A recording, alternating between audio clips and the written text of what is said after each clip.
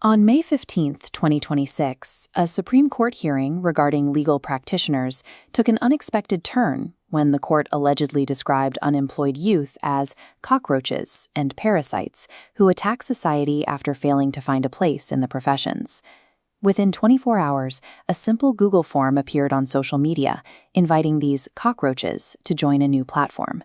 That satirical prompt gave birth to the Cockroach Janta Party, or CJP. The response was immediate. The CJP Instagram account gained 5 million followers in a single day, eventually surging to 15 million, a digital following that suddenly rivaled India's most established political parties. By branding itself as the voice of the lazy and unemployed, the movement used sarcasm to flip the court's insult. It presented a political front by the youth for the youth, effectively mocking the traditional political elite with their own naming conventions.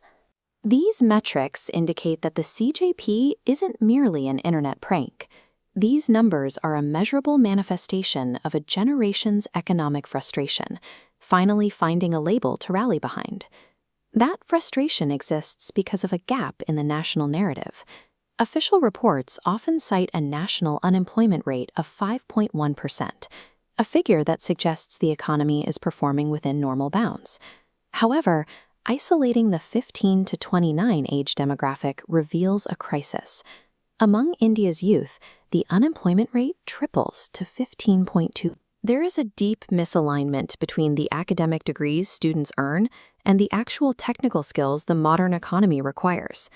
Current reports suggest that over half of India's graduates are unemployable because they lack the basic skills necessary for industry roles. In technical institutes, the gap is wider. Unemployability reaches 67% for ITI students and 54% for those in polytechnic programs. When degrees fail to provide a path to a career, the resulting disillusionment becomes the primary fuel for movements like the CJP. But the CJP faces a barrier called selective clicktivism. Filling out a Google form is a low-effort emotional release, but it rarely translates into the difficult work of organizing voting blocks or managing local logistics. Internet-based movements often have a short shelf life. Without a formal structure to manage the initial surge of energy, the momentum typically fades as soon as the next viral trend arrives. The 2011 India Against Corruption movement demonstrated this pattern. It achieved massive nationwide coverage and mobilized millions through digital and physical protests. Despite that initial scale, it took 8 years for the government to actually appoint a Lokpal. Real change required a grueling timeline that far outlasted the initial street protests. Global movements like the Arab Spring tell a similar story. Social media was an effective tool for toppling existing regimes across the Middle East.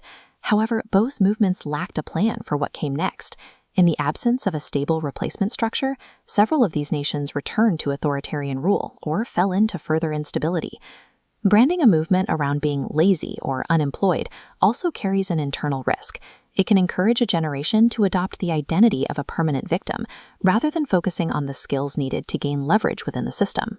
Without a transition into real-world architecture, viral outrage is likely to subside, leaving nothing but a digital memory behind. Anger acts as an alarm clock. It is designed to wake a population up, not to draft the policies or acquire the skills that fix a systemic crisis. To bridge the gap between outrage and results, the youth must adopt a scientific temperament. This mindset provides the tools to audit the system, using data to identify exactly which skills are missing and which government promises are being broken. In 1976, the 42nd Amendment to the Indian Constitution made developing this scientific temper a fundamental duty of every citizen. A scientific temper demands that we prioritize evidence over emotion.